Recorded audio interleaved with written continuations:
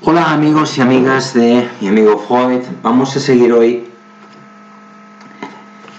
con la serie de psicopatología y pasamos ya de la historia de la psicopatología al estudio de los sistemas clasificatorios en psicopatología.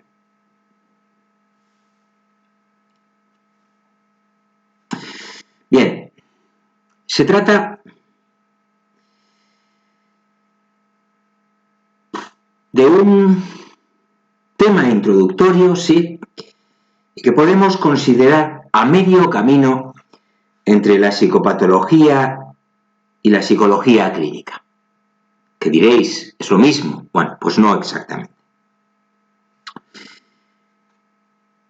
Este vídeo y el siguiente, nos llevará varios a abordar los sistemas clasificatorios en psicopatología. Este vídeo y los siguientes, como digo, nos permitirán introducirnos y seguir el proceso de las primeras clasificaciones en psicopatología hasta los actuales sistemas nosológicos, que constituye el área central del tema, por decirlo de alguna manera.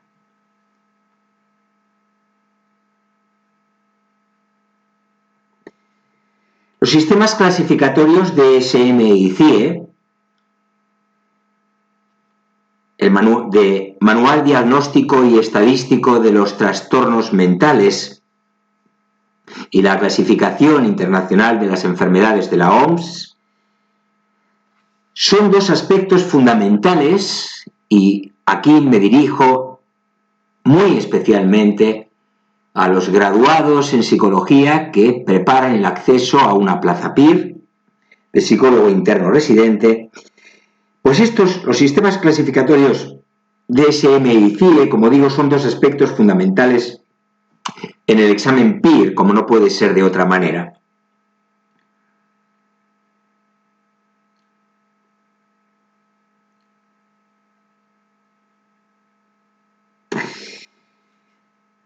Conocer su estructura, características y evolución histórica es clave, a nuestro juicio, para entender la organización de las principales categorías diagnósticas propuestas o que propondremos en la serie de vídeos que dedicaremos a la psicología clínica.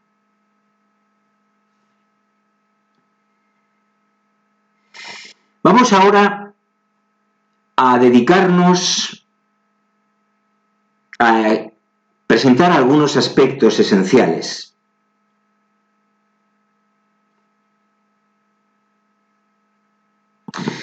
Las alteraciones de la conducta, al igual que otros fenómenos naturales, han sufrido múltiples intentos de clasificación.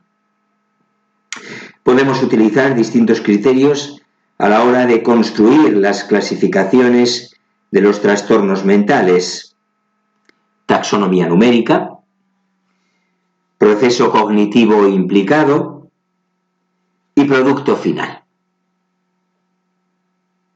Encontrándonos que los sistemas DSM y CIE son ejemplos de clasificaciones prototípicas y politéticas.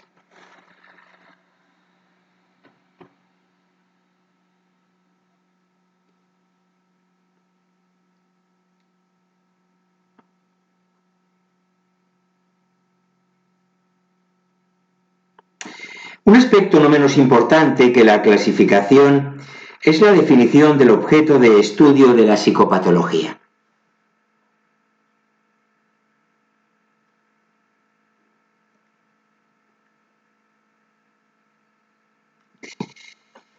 Los criterios que se utilizan para conseguir este objetivo, estadístico, consensual, algedónico y biológico, van a depender del modelo utilizado para intentar comprender los trastornos mentales.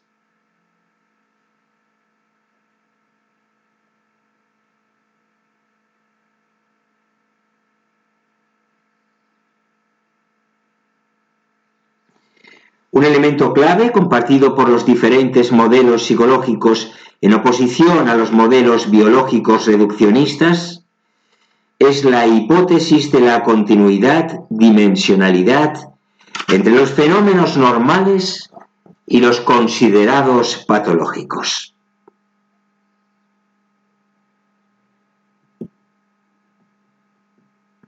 Los sistemas de clasificación actuales, el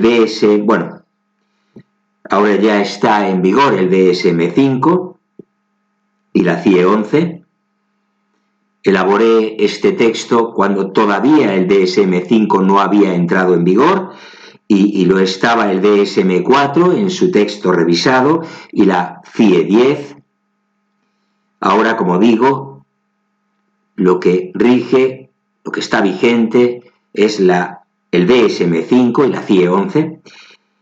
Pues, como digo, los sistemas de clasificación actuales y todas sus características son objeto frecuente, recordadlo especialmente vosotros que preparáis el acceso a Plaza Spil, de pregunta de examen. De las distintas revisiones, especial mención y atención para el examen supone el DSM-3 y por extensión el DSM-4 y el DSM-5, en la comprensión de la estructura actual de las clasificaciones, introducción del sistema jerárquico multiaxial y de los criterios operativos en la definición de todas las categorías propuestas.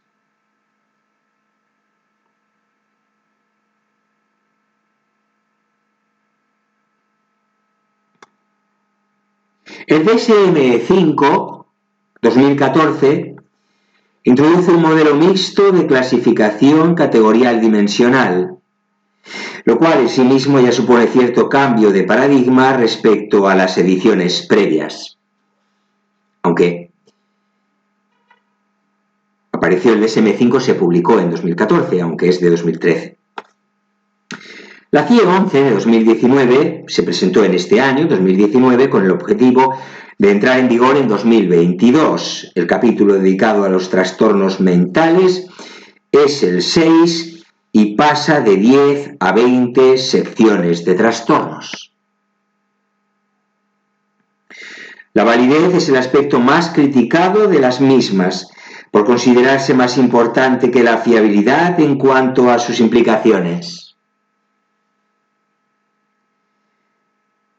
Casson, en 1991, por ejemplo, afirma que más importante que la fiabilidad diagnóstica es la estrategia seguida en la construcción del sistema clasificatorio.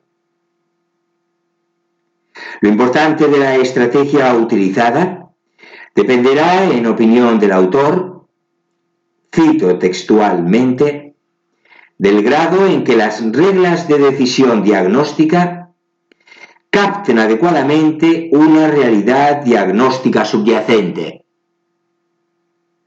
Si falta esta cualidad, todo lo demás, incluida la impresionante fiabilidad de interdiagnosticadores, es solo cosmética.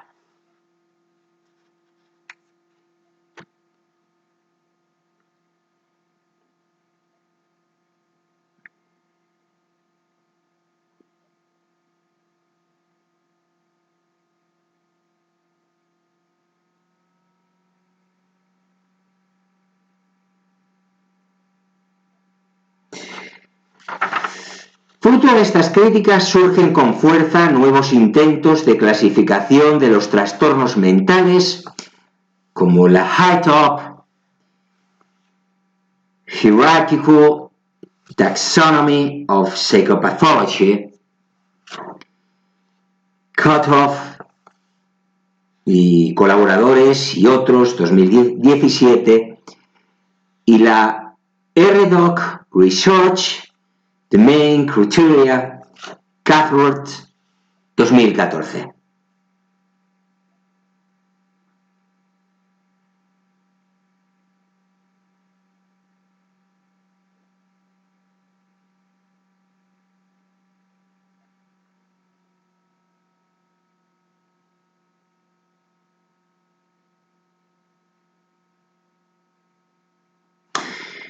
Vamos a presentaros algunas preguntas representativas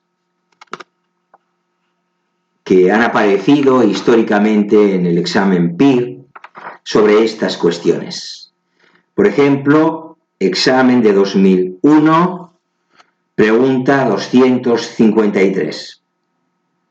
Dice así el enunciado. El uso del sistema multiaxial que propone el DSM-4 trasciende el problema objeto de consulta. Uno de los siguientes ejes no forma parte del mismo. Y hay que indicar cuál. 5 alternativas de respuesta. 1. Trastornos clínicos y otros problemas que pueden ser objeto de atención clínica. 2. Trastornos de la personalidad. Retraso mental. 3. Enfermedades médicas. 4. Problemas psicosociales y ambientales. 5. Enfermedades psicosomáticas. La respuesta correcta es la 5. Enfermedades psicosomáticas.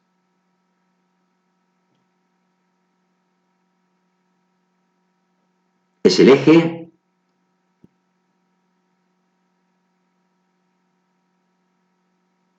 que no forma parte del sistema multiaxial que propone el DSM-4.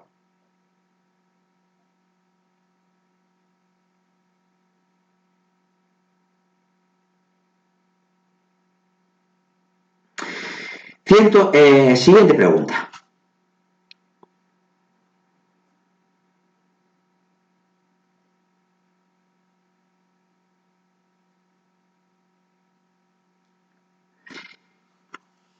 PIR de 2002, pregunta 129 del examen.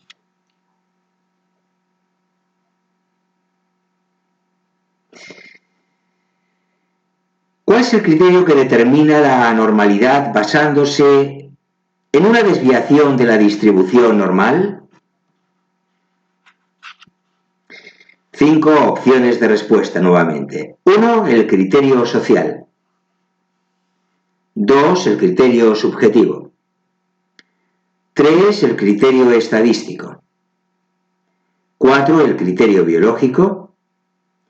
5. El criterio de anormalidad. La respuesta correcta es la 3, el criterio estadístico. Este es el criterio que determina la anormalidad basándose en una desviación de la distribución normal. PIR de 2004, pregunta 62. El enunciado es el siguiente. Los trastornos de la personalidad se diagnostican de acuerdo a la clasificación multiaxial del Manual Diagnóstico y Estadístico de los Trastornos Mentales, DSM-4, texto revisado 2000. En 5 opciones de respuesta nuevamente. 1. El eje 1. 2. El eje 2. 3. El eje 3. 4. El eje 4 y 5. El eje 5. La respuesta correcta es la 2, el eje 2. Por lo tanto, los trastornos de la personalidad se diagnostican de acuerdo a la clasificación multiaxial del Manual Diagnóstico y Estadístico de los Trastornos Mentales en el eje 2, según el DSM-4, texto revisado, como decimos.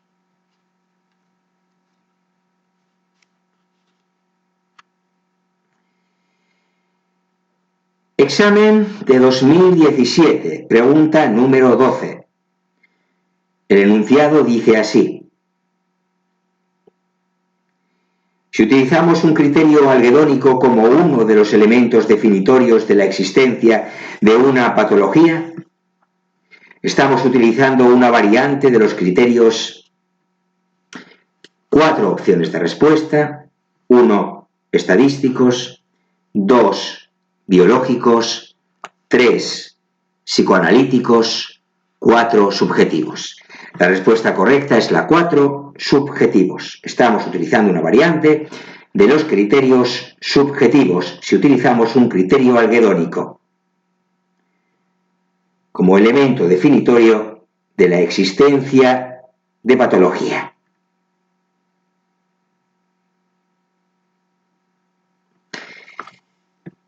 Pasamos, ahora sí, a iniciar el tema en detalle.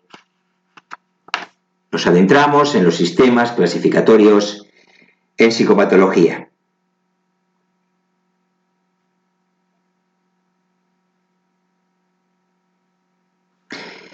Comenzaremos con una introducción. Seguiremos con los tipos de clasificación.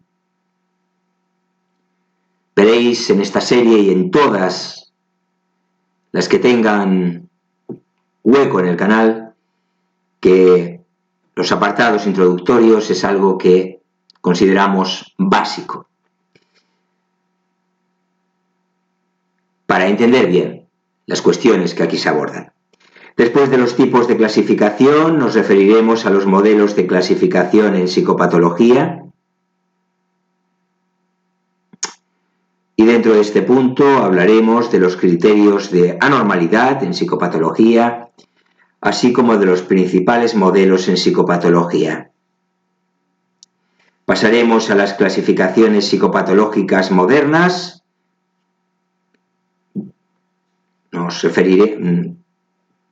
Estudiaremos su evolución. CIE-10 versus texto revisado del DSM-4. Evaluación multiaxial, DSM-5 y CIE-11. Esos serán los 4 apartados en relación a las clasificaciones psicopatológicas modernas y su evolución. Seguiremos con las críticas a las clasificaciones psiquiátricas, para continuar con las garantías psicométricas de las clasificaciones y concluir con los enfoques de clasificación dimensional actuales, la High-Top y la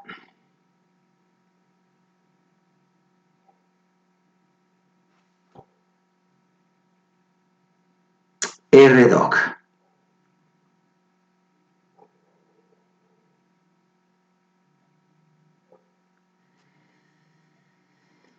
Bien, comencemos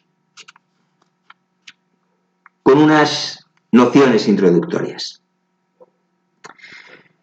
Sabéis ya todos que las alteraciones de la conducta, al igual que otros fenómenos naturales, han sufrido, lo acabamos de decir hace unos instantes, múltiples intentos de clasificación. Llamamos clasificación al procedimiento utilizado para identificar categorías y asignar entidades a dichas categorías, basándonos en atributos o relaciones comunes.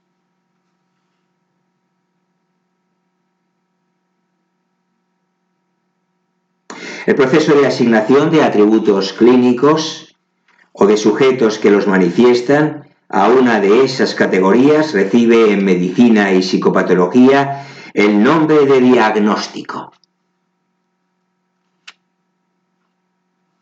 Se habla de nosología cuando las entidades a clasificar son enfermedades o trastornos.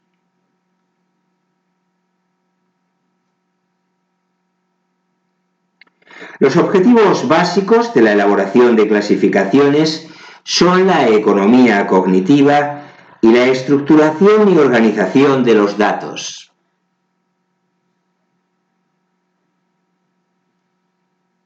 La construcción de clasificaciones en psicopatología se basa en el supuesto de que existe un determinado número de covariantes que se comparten.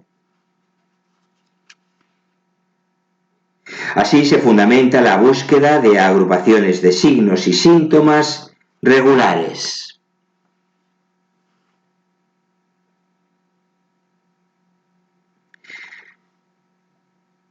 Milne, En 1987 atribuye la concomitancia en el tiempo de atributos y características clínicas diversas a dos tipos de factores. Factores temperamentales y experiencias tempranas, a los que se añaden las relaciones de consecuencia correspondientes. Los conjuntos de síntomas observables que resultan de la confluencia de estos factores constituyen, en opinión del citado autor, lo que denominamos síndromes clínicos.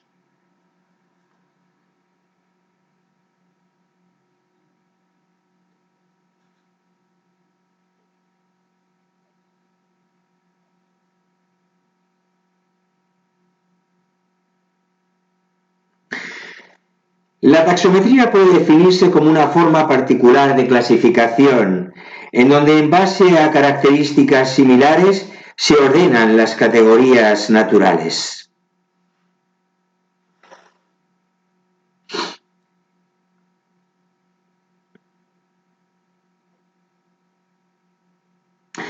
El término taxón generalmente se utiliza para referirse a categorías naturales, no arbitrarias, como por ejemplo ballena, perro, gallina, etc. Estamos teorizando. El término categoría implica que las entidades que lo forman tienen límites claros y precisos. Implica un proceso dicotómico. ¿Se es o no se es una gallina? Siguiendo con el ejemplo que espero entendáis. Y en este sentido coincide con el término taxón.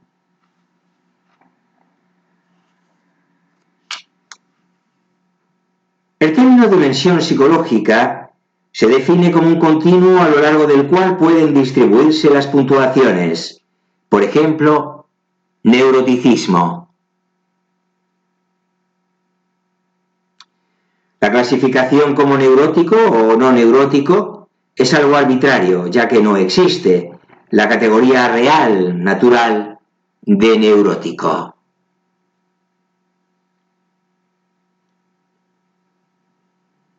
La taxometría permite identificar la naturaleza de las entidades diagnósticas. En este sentido, los datos apuntan a la naturaleza taxónica de algunos dominios psicopatológicos, como la esquizotipia, disociación, consumo de sustancias, alcohol y nicotina, autismo, juego patológico, riesgo de suicidio, pedofilia y psicopatía.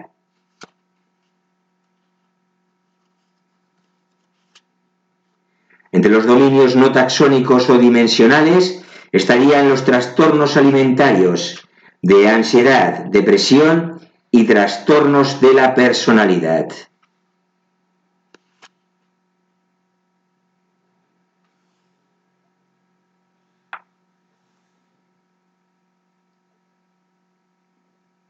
En resumen, los datos apuntan que los trastornos pueden ser de naturaleza taxónica o categorial, dimensional o mixta, y por lo tanto los sistemas de clasificación deberían ser capaces de reflejar esta realidad. Hasta ahora esperamos que estéis siguiendo cómodamente la exposición.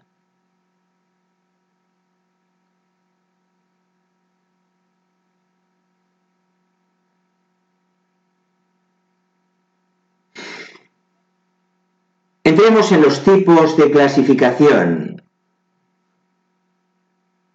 Se pueden clasificar, valga la redundancia, de la siguiente manera, siguiendo a Lemos 2008. Tipos de clasificaciones. Según la estrategia taxonómica, según el proceso cognitivo implicado y según el producto final, como hemos apuntado al principio de este vídeo.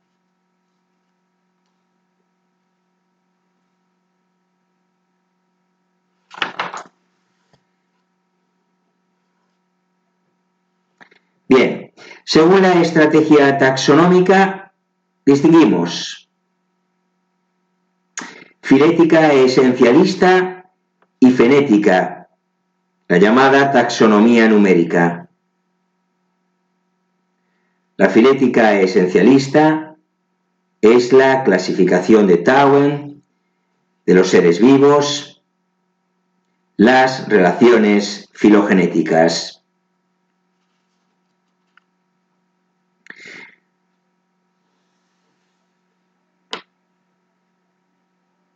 Fenética, taxonomía numérica.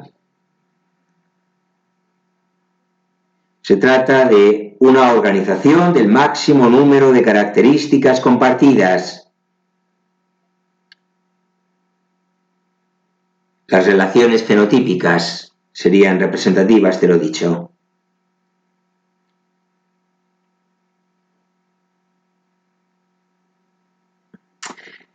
Por lo tanto, clasificación filética o esencialista y clasificación fenética o taxonomía numérica. Según el proceso cognitivo implicado, clasificación empírica e inferencial. La empírica se limita estrictamente a los hechos observables y la inferencial va más allá de lo inmediatamente observable y hace inferencias, como indica su nombre. Según el producto final, clasificación monotética, clásica, politética, prototípica. En la monotética, una sola variable o un escaso número de ellas. En la clásica, categorías discretas y homogéneas.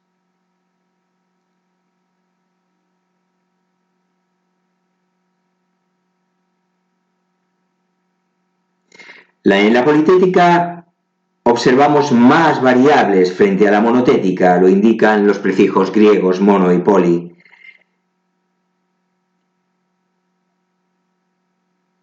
En cuanto a la prototípica, conjunto de características más comunes o prototípicas. Conocéis el significado de este término en el lenguaje general.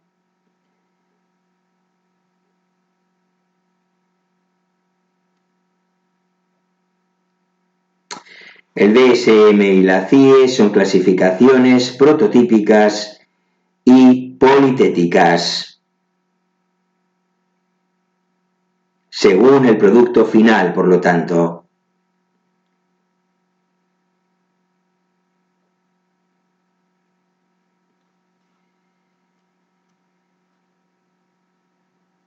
Permítaseme hablar de las clasificaciones extensivas versus intensivas.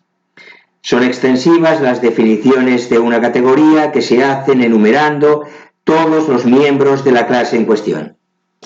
Son intensivas las que se hacen enumerando las características necesarias para pertenecer a una categoría.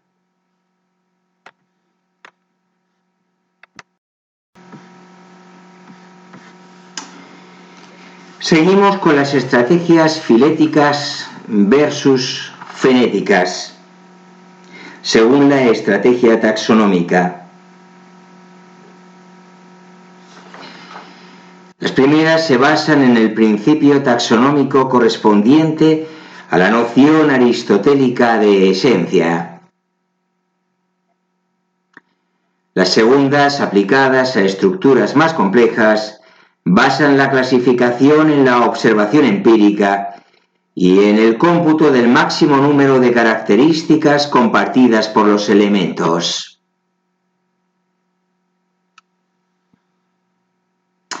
Esto es, ponen el énfasis en la descripción de la apariencia de los objetos. Reciben también el nombre de taxonomías numéricas, ya lo apuntamos con anterioridad.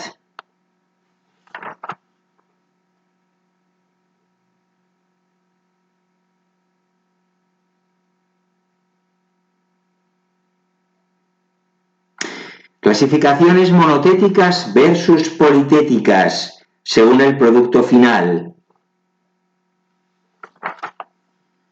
Las primeras basan la organización en una sola variable o en un escaso número de ellas.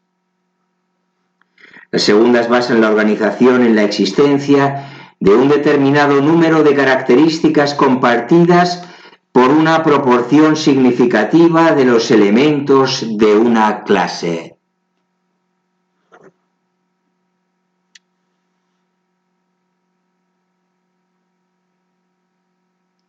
Clasificaciones clásicas frente a las prototípicas. Esta clasificación se corresponde con la anterior, monotéticas versus politéticas. En las primeras, las categorías se componen de entidades discretas y homogéneas en sus características descriptivas.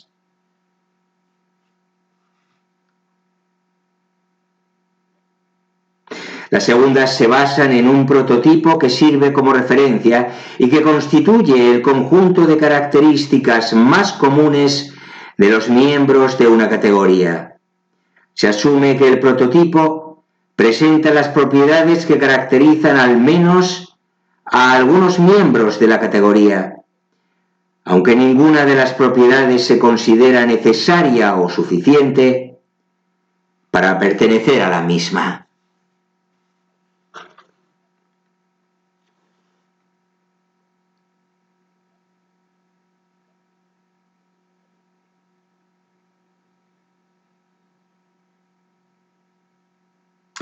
Las clasificaciones psiquiátricas modernas son ejemplos de clasificación prototípica y politética, DSM y CIE. En estas clasificaciones siguen siendo monotéticas o clásicas un reducido número de categorías.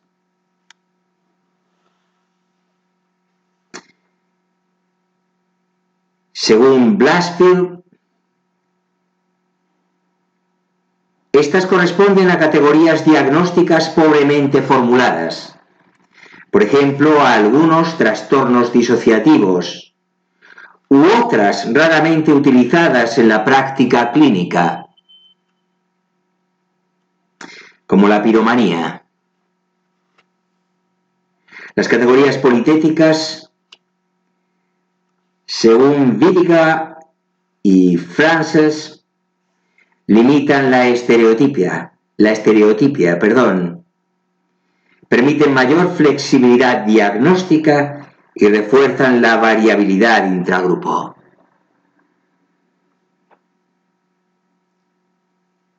Además, nos exigen signos distintivos o patonomónicos, pudiendo los sujetos diagnosticados de forma idéntica variar en su aproximación al prototipo.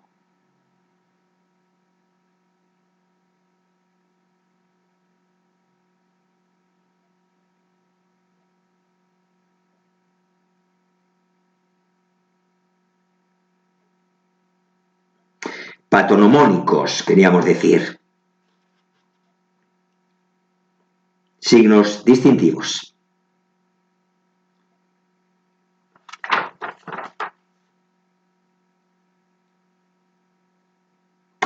Taxonomías empíricas versus inferenciales, según el proceso cognitivo implicado.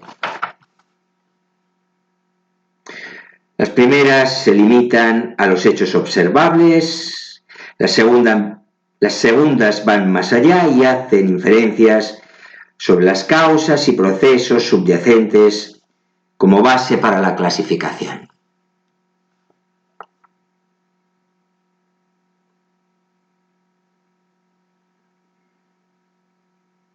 Según Milne, los datos utilizables en una clasificación psicopatológica podrían ser de tres tipos.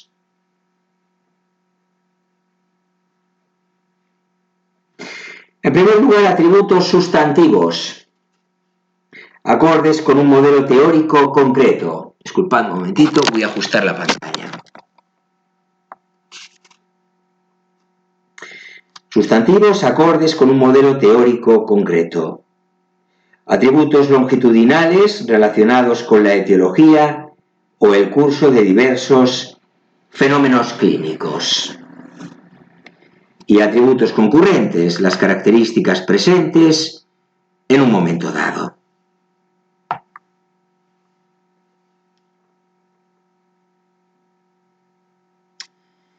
Bien.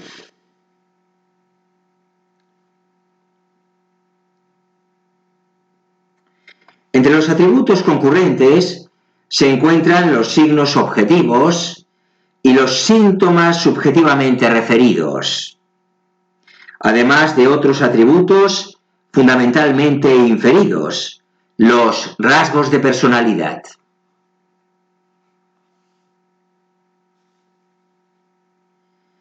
Es en los atributos concurrentes en los que se basan los sistemas de clasificación actuales.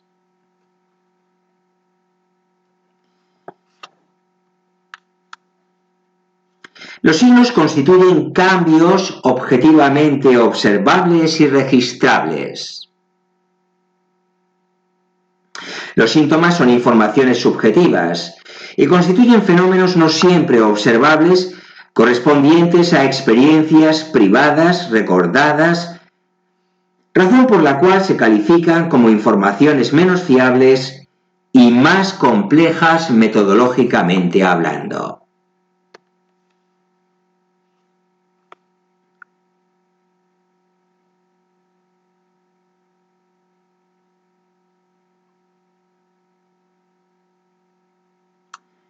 Entre los síntomas clínicos incluimos el dolor, las alucinaciones, la pérdida de apetito, la ansiedad, los delirios, el humor depresivo o el dolor torácico. Entre los signos incluimos la conducta fóbica, la inquietud motora, la pérdida de peso, el lenguaje paranoide, el llanto o el fallo cardíaco.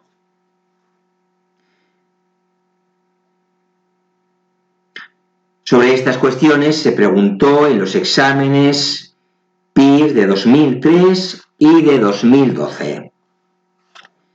En ambos, las preguntas que hacían referencia a lo que mencionamos, en ambos exámenes tenían el mismo número, la 124, curiosamente.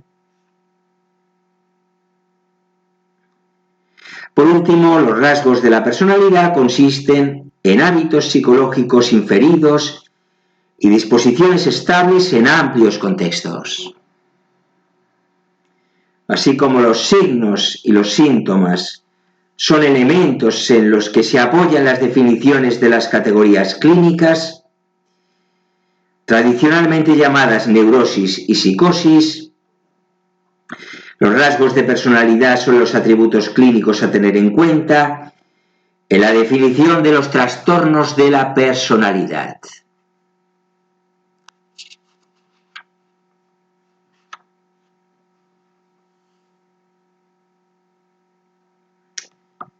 Pasamos a los modelos de clasificación en psicopatología.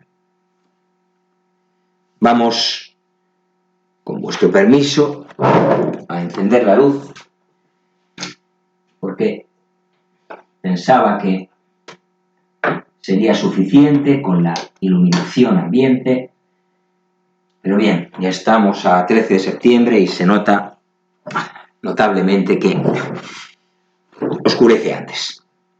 Como decía, entramos en los modelos de clasificación en psicopatología.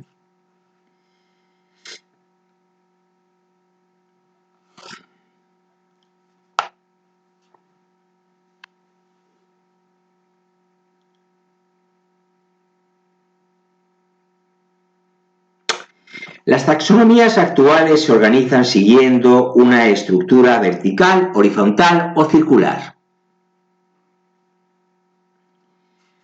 La estructura vertical o jerárquica organiza las clases o categorías en árboles diagnósticos en los que las categorías de rango superior subsumen a las de rango inferior.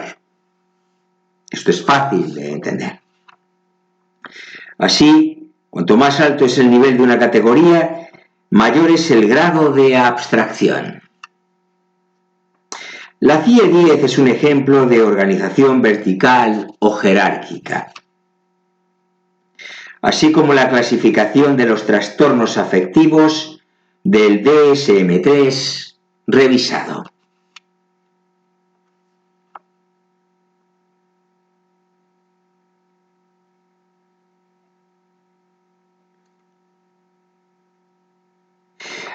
La estructura horizontal o multiaxial organiza las clases en series paralelas, segmentando las categorías del mismo nivel de inclusividad.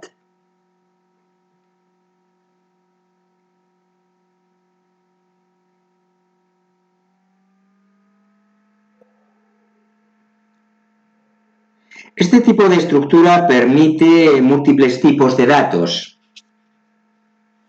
para la organización de las categorías.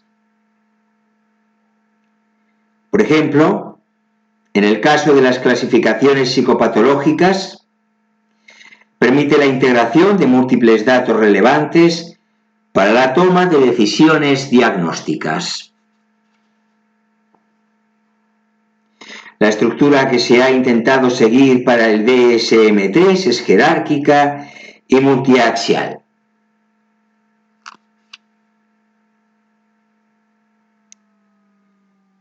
Este tipo de clasificación ha prosperado especialmente en psicopatología.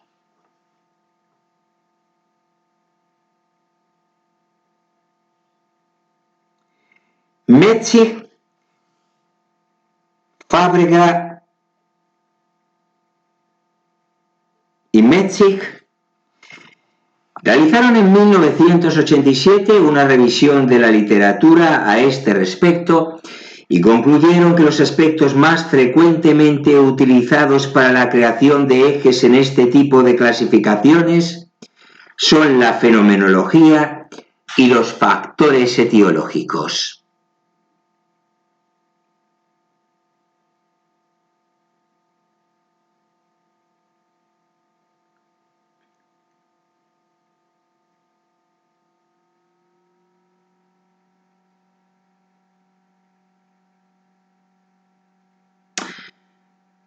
En la estructura circular o circunpleja, las categorías similares se ubican en lugares cercanos, en los segmentos de un círculo.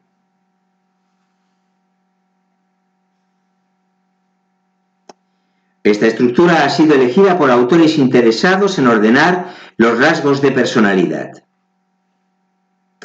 Por ejemplo, Milne la utiliza para organizar las distintas personalidades anormales en función de dos variables: afiliación social y emotividad. Actualmente no es un modelo utilizado en clínica, quede claro.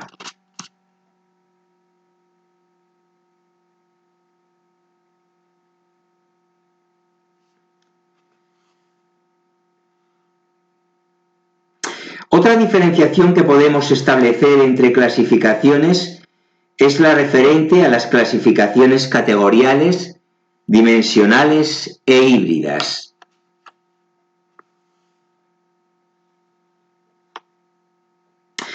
Las categoriales o cualitativas organizan categorías, clases, tipos o clusters de elementos en base a la existencia de características comunes. Es fácil de entender. Las dimensionales o cuantitativas toman como base un conjunto de dimensiones que permite observar las relaciones existentes entre los elementos, sin asignarlos a categorías en base a criterios disyuntivos.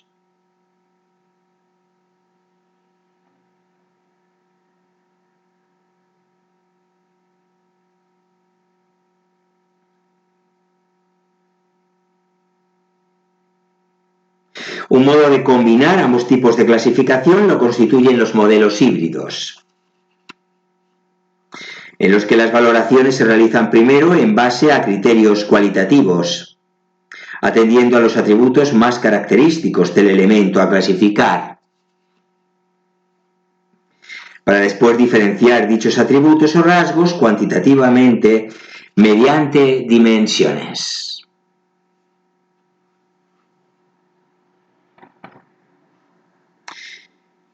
H.A. Skinner denominó a este enfoque clase cuantitativo y ha sido utilizado, por ejemplo, por Millen para la elaboración de la clasificación categorial dimensional de los trastornos de la personalidad.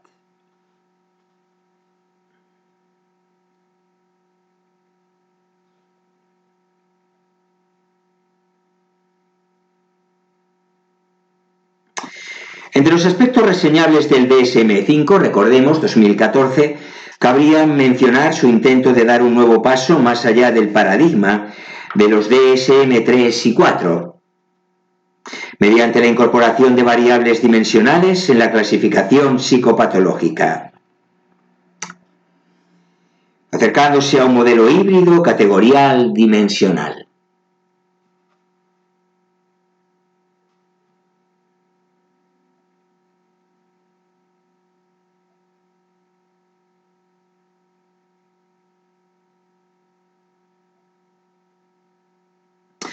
Pasamos a los criterios de anormalidad en psicopatología.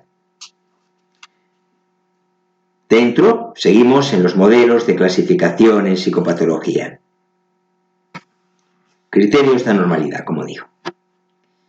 Espero que me estéis siguiendo adecuadamente hasta el momento.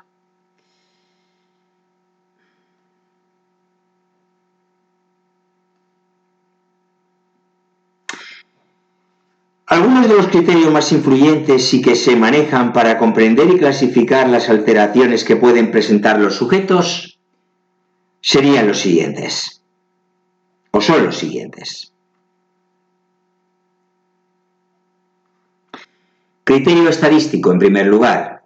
El postulado central es que las variables que definen psicológicamente a una persona poseen una distribución normal en la población general de referencia de esa persona.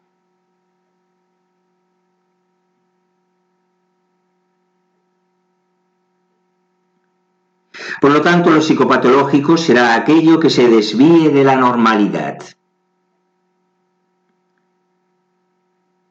Además de este postulado de frecuencia, adoptan un segundo supuesto central para la definición de las psicopatologías, el de la continuidad.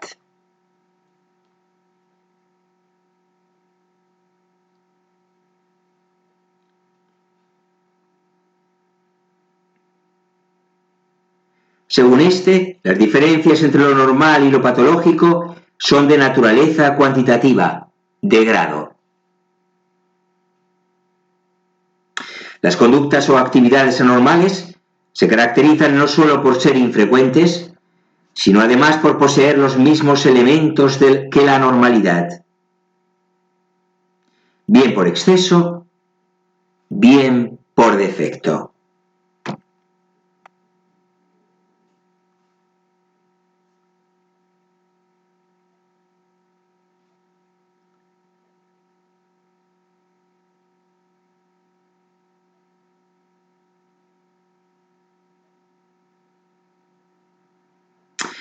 En segundo lugar, criterios sociales e interpersonales. Segundo criterio de anormalidad en psicopatología. Que nos remiten a la adaptación, a los modos de comportamiento esperables, habituales y sancionados como correctos por el grupo social al que pertenece la persona.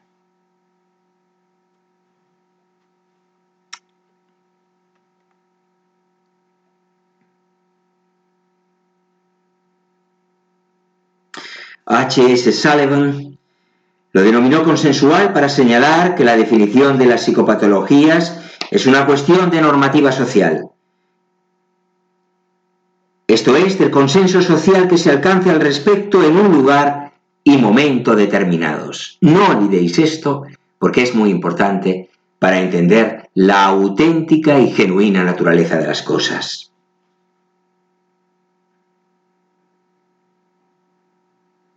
consenso social que se alcanza al respecto en un lugar y momento determinados. Por eso, criterios sociales e interpersonales, o, según Sullivan, consensual. Nos remiten a la adaptación. Comportamiento esperable, habitual, sancionado como correcto.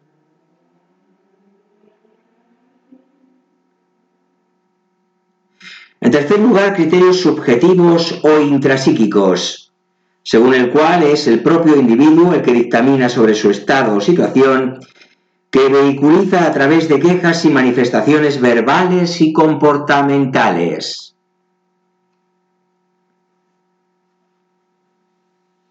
Una variante de este criterio es el algedónico, propuesto por Kurt Schneider en 1959 y que hace referencia al sufrimiento personal, propio o ajeno, como elemento definitorio de la presencia de una psicopatología.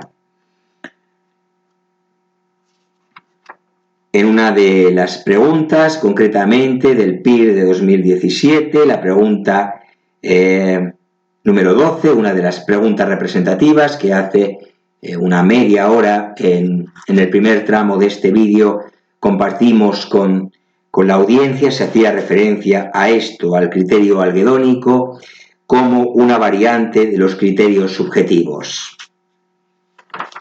Bien. Y después del criterio estadístico, de los criterios sociales e interpersonales y de los criterios subjetivos o intrapsíquicos, llegamos a los criterios biológicos, en los que a su vez se encuentra una variedad amplia, genéticos, bioquímicos, inmunológicos, etc.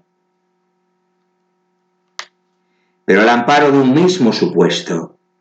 Las diferentes psicopatologías son fundamentalmente la expresión de alteraciones o disfunciones en el modo normal de funcionamiento, bien de la estructura, bien del proceso biológico que las sustenta.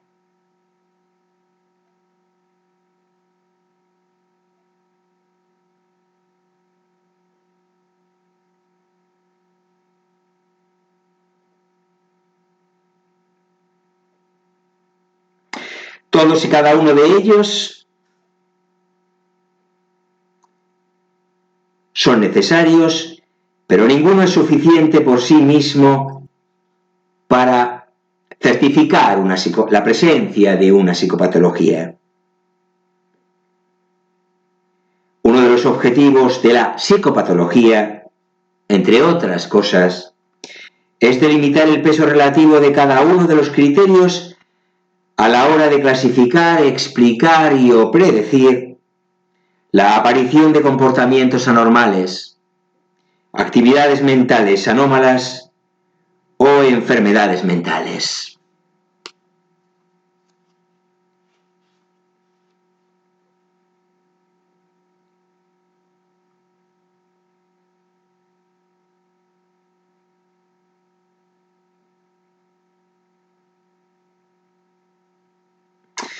Así, no hay ningún criterio que por sí mismo o aisladamente sea suficiente para definir un comportamiento, un sentimiento o una actividad mental como desviada, anormal y o psicopatológica.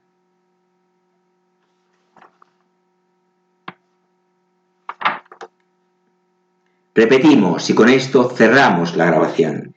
No hay ningún criterio que por sí mismo o aisladamente sea suficiente para definir un comportamiento, un sentimiento o una actividad mental como desviada, anormal y o psicopatológica.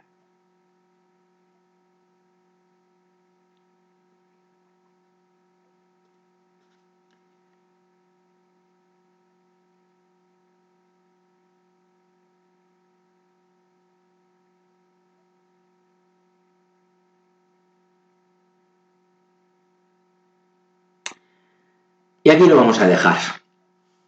Seguiremos en el próximo vídeo de la serie hablando de los principales modelos en psicopatología y además seguiremos con la delimitación del peso relativo de cada uno de los criterios de anormalidad apuntados a la hora de clasificar, explicar y o predecir la aparición de comportamientos anormales, actividades mentales anómalas o enfermedades mentales.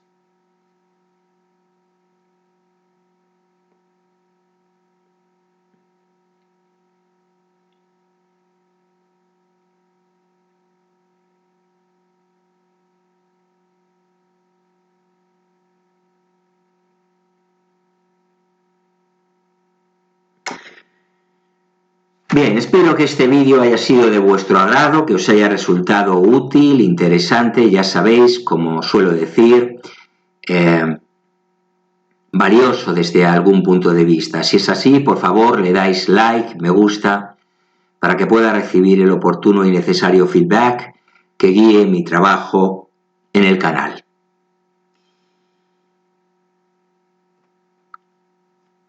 Os animo a suscribiros a mi amigo Freud, y lo hago tanto si sois asiduos a sus contenidos y por alguna razón todavía no os habéis suscrito, como si nos acabáis, como en el caso de que nos acabéis de conocer. En esta última circunstancia, pues os sugeriría primero que os dierais un paseo, metafóricamente hablando, por los contenidos de mi amigo Freud, en la esperanza de que paséis a integrar, a formar parte de esta gran familia que constituye la audiencia, pues precisamente de mi amigo Freud.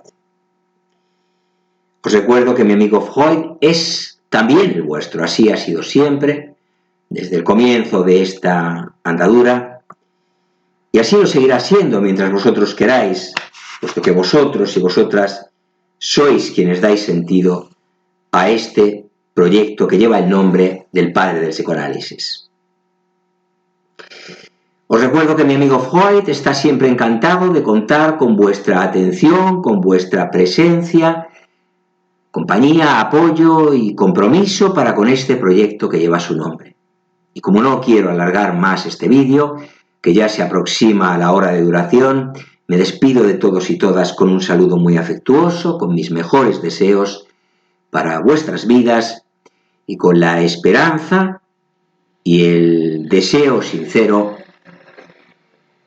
de que nos volvamos a encontrar con ocasión del próximo vídeo que subiré al canal y que os aseguro, no tengáis ninguna duda, no se hará esperar, no tardará en llegar. Pues bien, nada más. Hasta el próximo vídeo, pues, que estéis bien.